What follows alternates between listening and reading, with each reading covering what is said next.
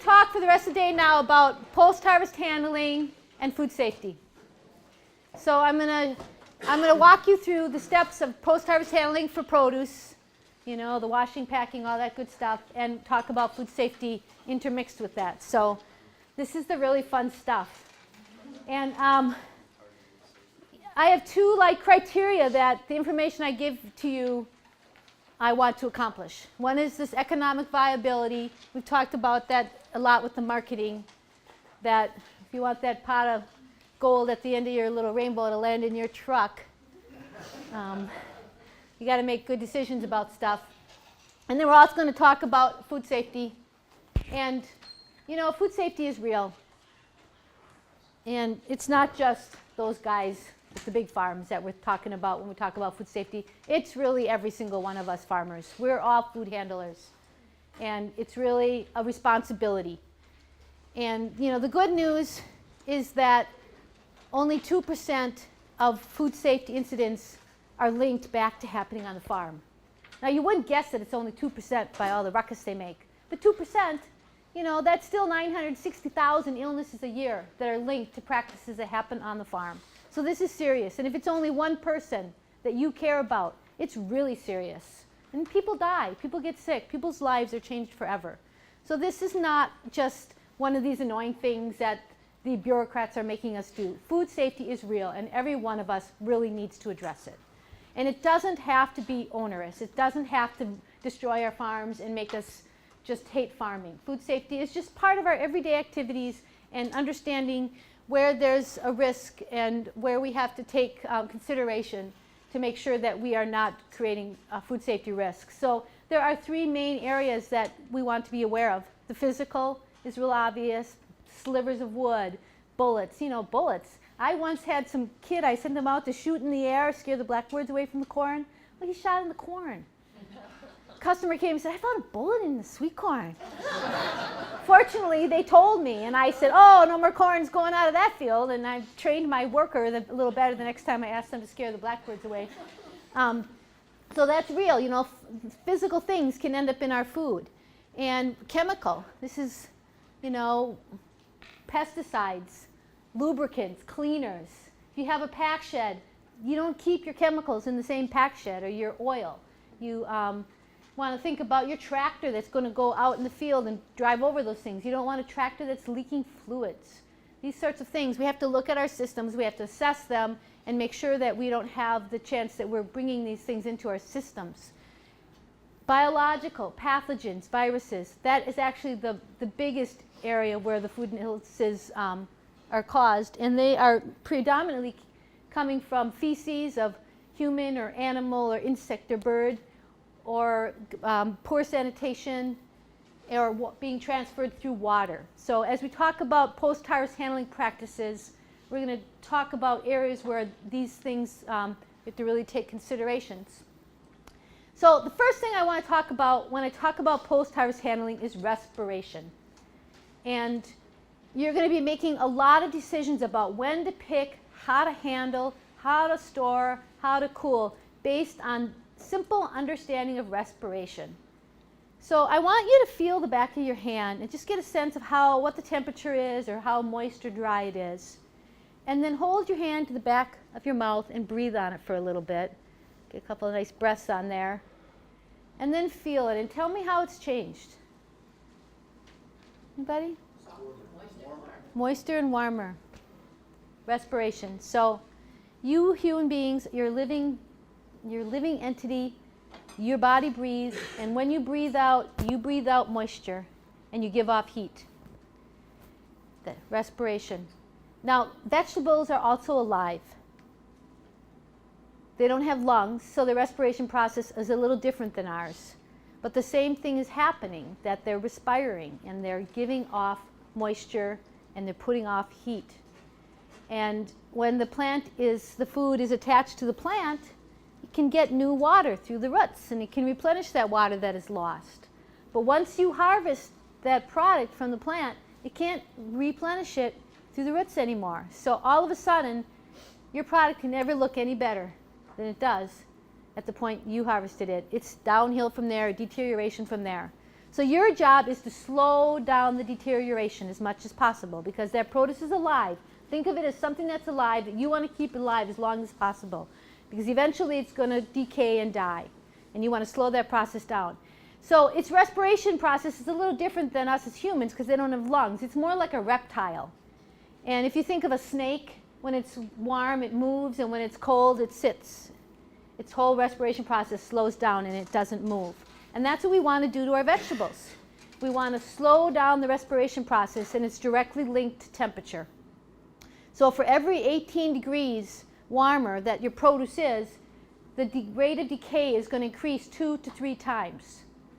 So getting that produce down to the ideal temperature as quickly as possible is absolutely crucial.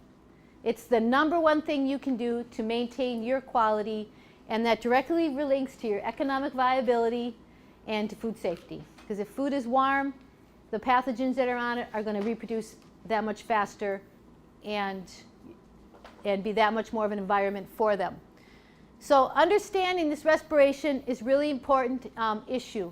And some crops are high respiration crops, and some crops are moderate, and some are low. So you don't have to know the number. If you look in the back of your manual, there's some profiles for each crop, and they tell you your respiration number. I'm giving you some here. The numbers are irrelevant. You need to know if it's high, very high. So I made these 2 handouts for you, and one of them, I got to put titles on these so that people can refer to them easier. One of them has harvest quality and cooling method across the top. And it says the respiration rate in one of the columns, and it'll say right there, low, extremely high, high. The crops that are extremely high and high, those are the crops that you really have to prioritize cooling quickly and managing them all through your process and get them down quickly. Your other chart in the very last column says storage life days, and it'll have what's expected. Apples, 90 to 240 days. Asparagus, 14. Basil, 7. 7 days.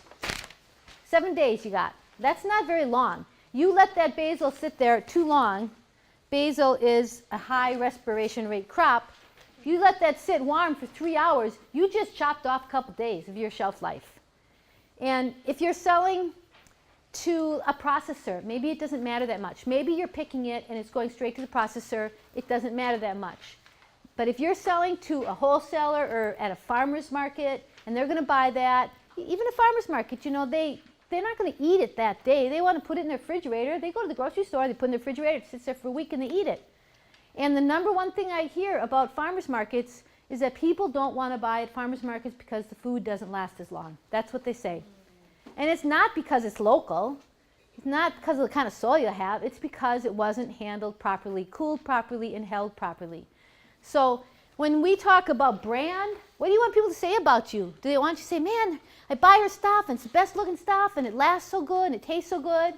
Or you want them to say, you know, I buy it, and then it just looks bad in 2 days. I'm sure you all want them to say it lasts really good. So understanding this respiration is really important. And I put this up here just to kind of illustrate for you how temperature affects the respiration rate of these crops. And they measure, this number is based on how much carbon dioxide is given off. That's one of the things that is given off during the respiration process. So as the temperature comes down for these crops, they give off less carbon dioxide, the decay is slowed down. And you can see asparagus, sweet corn, and broccoli, those are high respiration crops. And you see how the numbers really drop as you get the temperature down. So it's really crucial that you get the temperature down of those crops really quick so that you slow that deterioration down. If you don't cool broccoli quickly, it'll be bad in a day. I mean, it really won't have any shelf life. A crop like potatoes, it's not a high respiration crop. It is a low respiration crop. And it has storage life of what? I don't know what the paper says, but I'm guessing it's something like 9 months probably. So if you're going to pick your potatoes and sell them in the fresh market and they're going to be gone in a week and eaten within a month, you don't have to be neurotic about getting it at the exact right temperature. But if you're going to try to hold it for the full 9 months, then you really do. So on these low respiration crops, you have a little more leeway.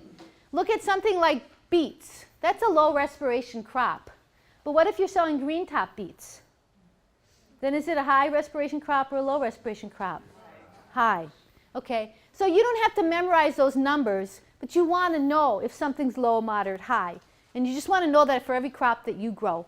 And that information is right there on that chart. You don't have to memorize it. Just throw it up there on the wall. What about kale? Kale is a high respiration. It wasn't on there. That's one. Oh. Is it something else? Oh, it's under leafy greens. Gotcha. Okay. Yeah, kale's high. Anything green and fresh like that's going to be high. So as I talk about post-harvest handling, what you're doing is maintaining the cold chain. It's all about temperature and getting that temperature down to the right zone as quickly as possible. And it's called a cold chain because you do it through all these different steps.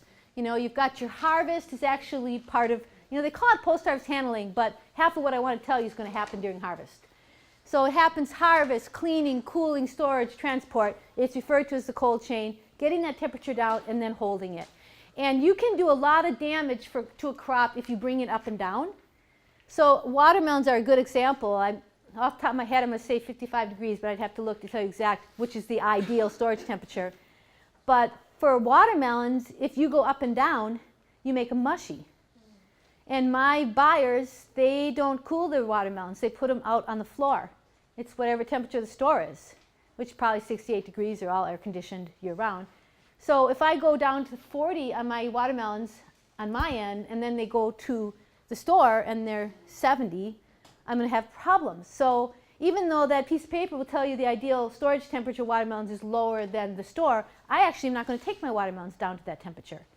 So that's why you think of it as the cold chain, is you want to actually know what the temperature of that product is going to be all along. Broccoli, I want to get that down close to 32. I know my stores are going to hold it at 32. I'm going to put ice on it. They're going to put it in their cooler. I'm going to have it in my cooler. They're going to sell it in a retail display case, and it's going to be held there. So now this is a problem if you sell at a farmer's market because you're going to be doing the yo-yo. And so we're going to talk about ways to keep things cold at your farmer's market. And anything that's a high respiration crop, if you're going to do the yo-yo, do it anyways. You're going to cause so much damage by not cooling it that even if you're going to let that crop get warm, I would cool it and let it get warm if that's all that you can really manage to accomplish. So this damage is more serious in the chilling sensitive crops. And we'll talk more about them a little bit. So let's start with harvest. You know you have to get these high respiration crops cool. It's absolutely pertinent, not an option to do anything else. They got to be kept cold. So why not pick them as cool as possible? It's going to save you time. It's going to save you money. It costs money and it costs time to take the field heat out of produce. We're going to talk about how to do it, but if you can avoid the heat there in the first place, it's going to save you and it's going to give you a higher quality product. I took this first picture here. It's a head of broccoli. There's a core thermometer stuck in the broccoli, so you're getting the reading of the broccoli, and then that top one with the bird is giving you the temperature of the air, the ambient air temperature. So I took this first picture at 7 in the morning. The air was 58 degrees. The broccoli was 45 degrees. I pick it at that temperature. I don't even care if I cool it. Ideal storage temperature is 32. That's close enough for me. The respiration rate's low enough. I'm going to throw it in a box, put some ice on it, put it in the room cooler. I'm done. No more expense, no more trouble, fast, easy, cheap. Come out at 4 in the afternoon. There, the air temperature was 88 degrees. And the broccoli itself was 82 degrees. Now I have some work. I have to get that field heat out fast, really fast, or my broccoli is going to be yellow and I am not going to be able to sell it. That's just reality. So all of those high respiration crops, plan your harvest period plan that you're getting those out at the coolest time of day possible. So in the heat of the summer, you know, I make jokes about Minnesota being cold, but we get really hot. It's 90 to 100 in the middle of summer. We get out there at light. We have everything ready the night before, and our workers show up before it's even light, and we're all ready, and we're in the field as soon as it's light enough to see. And we're getting all of our high respiration crops out really early, the broccoli, the lettuce, all those crops that are so sensitive. We're getting them out as cool as possible. We use harvest vehicles that have roofs so that we keep the sun off of there. The sun is going to really heat your product up. And here's an example of hay wagons with a roof on them. That can be another way to do it. We have about 5 U-Haul trucks, and that works really great for us, but some people don't want that many motors that they have to take care of, so a wagon can work really well. But get it out of the sun as quick as possible. If you've got a tree, you know, fields with trees in it, you might be able to plan some of your plantings for the high respiration crops to be in shade later in the morning. We'll do that, and then we'll pick those as the last crops. But we want to just Get that out of the field as cool as possible. What's wrong with that picture? It's all out there in the sun. All out there in the sun. So maybe it makes sense for picking it up because they can just drive the vehicle along and do this little load thing, but it's sitting there in the sun. Get it out of the field. You fill the box, put it on the truck. Sometimes if you have a refrigerated truck, you can actually use that for the harvest vehicle and put it right into a refrigerated truck, get it out of the sun. That can be a really good idea. There's another thing wrong with that picture that we haven't talked about yet, but those boxes really shouldn't be sitting on the ground like that, getting dirty. That's a food safety thing. Frequency of harvest is really important to make sure you're harvesting at the right frequency for the crop. Something like broccoli or cucumbers or zucchini.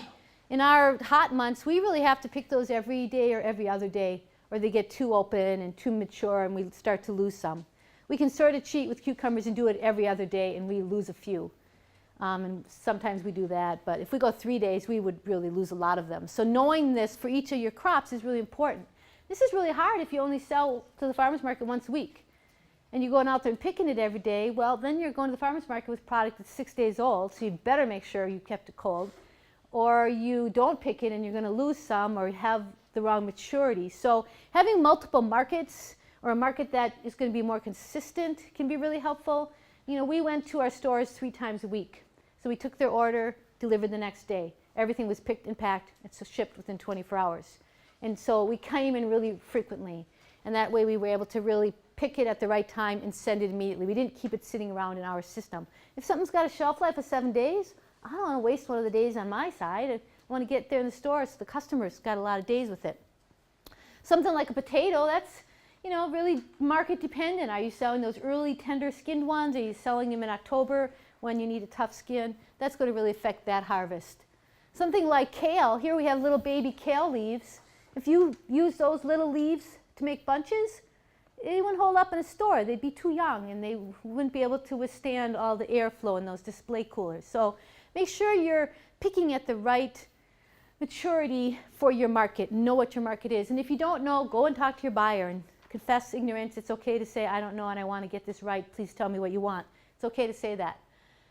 Something like tomatoes, which will give off ethylene, or cantaloupes give off ethylene. There's a number of crops that do that. You grow peaches down here, right? They give off ethylene. It's important to understand that their point of organoleptic, such a great word, organoleptic, which is the quality of its, you know, the taste and aroma properties. They're actually at their peak before those foods are red ripe, like for a tomato or before they're dead ripe. So we hear all the time about buying ripened tomatoes. And some people think that means you pick them when they're absolutely red ripe and soft. But they're actually past their organoleptic peak when they're at that stage. And if you pick them at that stage, it will be a lower eating quality for the customer. So you actually pick them when they're physiologically mature, when the seed in them would be capable of reproduction. And for a tomato, that's actually about like this, right here. So if you're wholesaling, they're going to actually want to receive the tomato like this. They're going to hold it, or their retailer is going to hold it and put it out when it looks like this. But they want to receive it like this so they have some time on it and so they can handle it without hurting it. When you hear about green tomatoes shipped from California that don't have any flavor, they're picking green tomatoes. They don't have any orange at all. They are not physiologically mature. And it's true, they don't have any taste. So it's important that you pick them at the right maturity and get them to the customer. The end customer in most markets is going to want them red ripe. If you're selling at a farmer's market, they're going to want them red ripe. But you might pick them like this, mature them to that, and go to your farmer's market with them like that, and then they will red ripen in that customer's house in the store. So it's going to be true for most of these ethylene producers.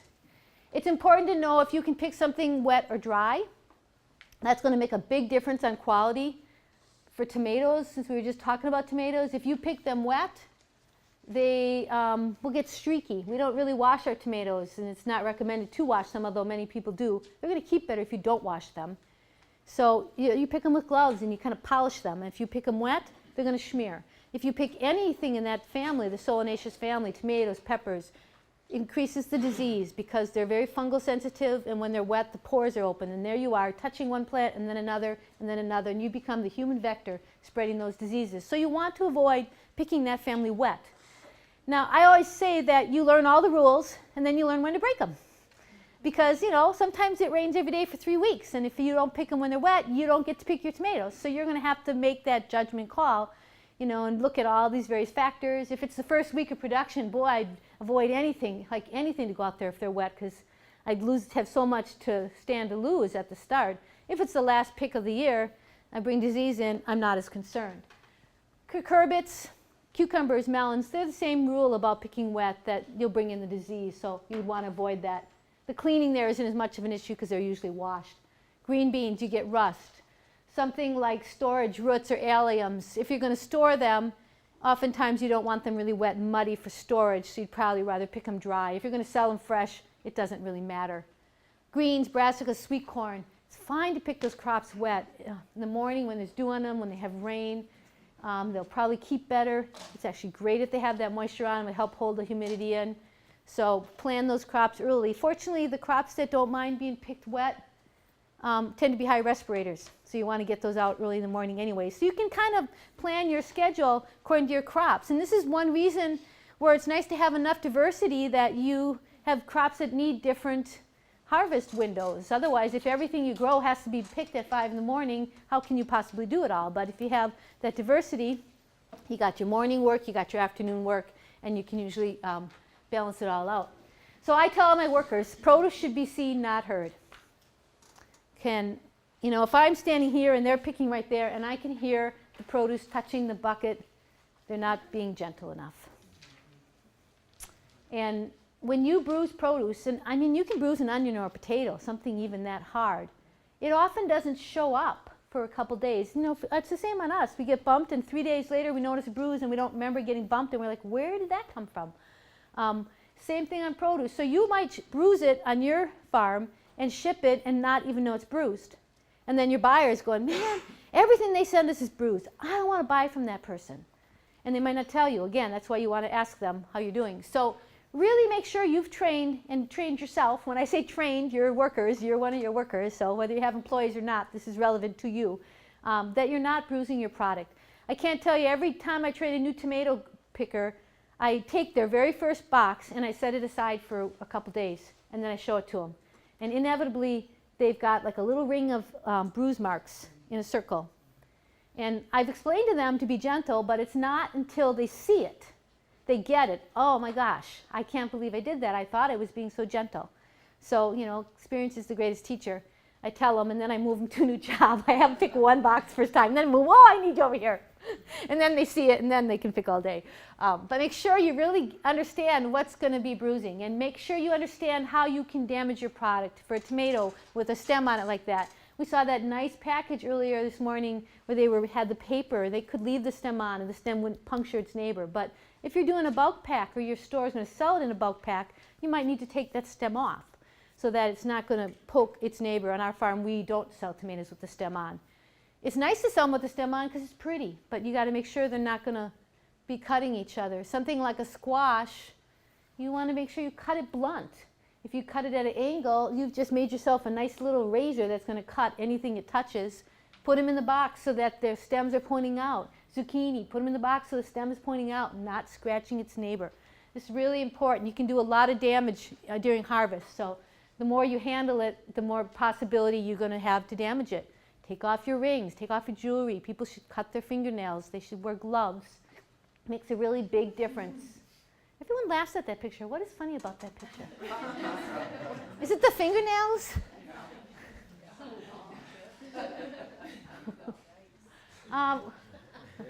We talked about not shipping product that's going to rot or be rotten. Leave it in the field. Don't bring it into the pack shed. That's just making work for whoever's in the pack shed sorting. They have to find all of that. I use this picture because it's got that little crack scar, which happens if you get a big influx of rain, your tomatoes will crack. If that was just a scar and really healed over well, I might ship that as a number 1 if it's not a real big scar. It's kind of a judgment call, depending on how big the scar is. But in this picture, I don't know if you can see how shiny that is there. That's leaking juice. That you would leave that in the field. If you put that in the box, the next day it's going to look like this and it's going to take down the 6 neighbors it's touching. So really train yourself and your staff to leave that stuff in the field. There's no reason to bring it in. Now we talked about scale a little bit this morning, but I want to talk about it in harvest because this is a really important economic question. If you are trying to sell into a market that you don't have the scale to handle, it's going to be really hard to be economically viable. And if you're selling into any market, wherever you're selling, you are competing with large-scale production. I don't know if any of you have seen, go to California and watch them harvest. I mean, it is a mechanical harvester 40 rows wide. And the picker picks it, sets it on a conveyor belt, it goes up the conveyor belt. There's someone right there on the machine in the field putting it in the box. It goes on the conveyor belt, ice plops on top of it, ends up on a pallet, and at the end of the field it's in a refrigerated truck. It is so fast, it's so quick, it's so cheap for them to harvest it compared to what you can do. If you're doing this kind of potato harvest by hand, you got to make sure you're getting top dollar. You can't do this and sell in the wholesale market and get that 21 cents a pound and think you're going to make an economically viable living. If you just want to work hard and sweat a little, you'll succeed right there getting that. But you know, this can be really hard, and so it's important that you know what you're in the market of. Here's an example of a salad cutter. I took this on a farm in Wisconsin, and it's an $11,000 machine. It's a certified organic farm. I think they sell about $2 million a year. I counted from when that lettuce was cut to how long it took to get in the box, 33 seconds for it to get in the refrigerated truck. The truck was riding along right next to it. Well, if you're cutting with a knife or scissors, anybody here grow salad mix? Can you tell me how long it takes to cut a box by hand? 15 minutes, okay? And you're supposed to compete with that. So if you're going to grow salad mix, you want to make sure you're getting top dollar. You can't sell wholesale and compete with this on salad mix. So you want crops that can. Does anybody know how to make it work so that you don't have this problem? If I'm with a really good projector, I don't have this problem of darkness. But otherwise I do. I don't know if it's just a projector. If anyone has the answer, tell me. If it's something I can set on my computer. If it's maybe a matter of lightness. Oh, look what I've gone and done. Pardon? Probably the number of lumens in that projector bulb. So it's really just what we're working with for equipment. So just a simple thing like those are some salad mix shears. You know, that's going to speed it up a lot. They're not that expensive. It's probably $40, $50. It would be worth investing in them. So be sure you know what tools are available that are scale appropriate for the crop that you're growing and maximize your efficiency in that harvest as much as you can. Here's an example of a harvest belt. They're picking cabbage and they're using a harvest belt. And it's not an expensive piece of equipment. You can buy them for maybe $1,500. You do need a tractor, so that's where the expense comes in.